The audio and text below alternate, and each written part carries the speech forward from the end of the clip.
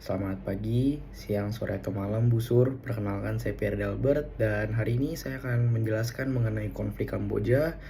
Namun sebelumnya saya izin, saya membaca dari ringkasan yang saya sudah buat. Jadi, peperangan atau konflik Kamboja ini tuh sebenarnya terjadi dari tahun 70 sampai 91. Jadi, terjadi 21 tahun di situ ya. Dan konflik Kamboja ini tuh merupakan serentetan perang, perang saudara, dan pertikaian politik yang melibatkan banyak pihak di Kamboja. Dan umumnya ini tuh kita mengetahui konflik Kamboja itu karena terjadi peperangan kekuasaan antara Norodom Sihanouk melawan Lonol, lalu Lonol melawan Khmer Merah, dan Khmer Merah akhirnya melawan Vietnam. Lalu kita mulai dari Norodom Sihanouk dulu saat melawan Lonol.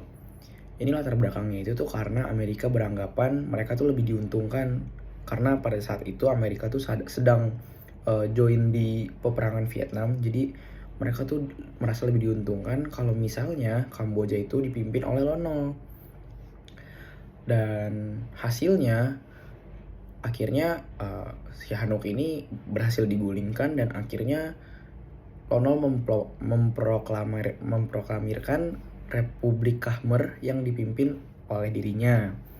Lalu lanjut lagi nih, perangnya ke Lonol melawan Khmer Merah, yang dimana rakyat Kamboja ini tuh tidak simpati terhadap Lonol, yang dianggap boneka Amerika gitu ya, dimain-mainin sama Amerika. Karena Lonol kalah, akhirnya ia melarikan ke USA gitu ya, dia lari ke Amerika karena takut. Nah, pas dia takut ini, kenapa dia bisa takut itu karena kekuasaannya Pol Pot. Jadi kasarnya Lonol ini tuh takut sama Pol Pot. Yang akhirnya ya Pol Pot melakukan kebijakan-kebijakannya, dan menurut saya sih kebijakan itu merupakan kebijakan yang sangat parah banget. Salah satunya itu genosida 1 juta orang yang menghasilkan 1 juta orang tewas gitu ya, genosida di Kamboja tersebut. Lalu tidak lama lagi lanjut Khmer Merah melawan Vietnam, dan saat itu tuh Khmer Merah dipimpin oleh Pol Pot ini. Dan latar belakangnya itu karena adanya invasi dan pendudukan Vietnam terhadap Kamboja dan penurunan Khmer Merah dari kekuasaan. Umumnya karena Vietnam ingin menyatukan Indochina dan kekhawatiran Kamboja akan luasnya pengaruh Vietnam setelah perang. Runtuhnya demokrasi Kamboja diganti oleh negara boneka Vietnam yang menjadi Republik Kamboja dipimpin oleh Hun Sen.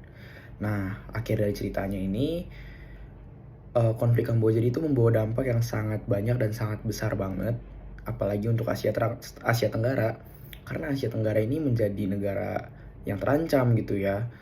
Lalu adanya perbatasan wilayah di negara Indochina, lalu muncullah krisis sosial dan genosida yang menewaskan jutaan warga yang tadi saya bilang, dan keamanannya jadi terancam begitu. Terima kasih dan sekian Bu. Tuhan Yesus memberkati.